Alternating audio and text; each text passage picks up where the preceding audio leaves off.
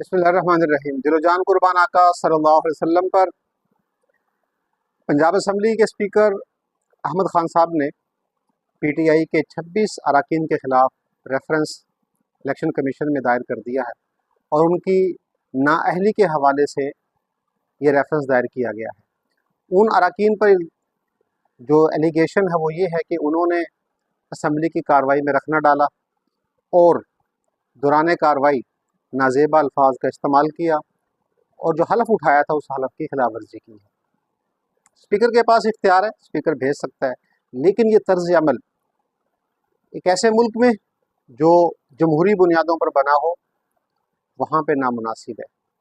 हमारे यहाँ जो इस वक्त एक निज़ाम चल रहा है उसमें एक हुकूमत जो जमहूरी बुनियादों पर कायम हुई, बज़ाम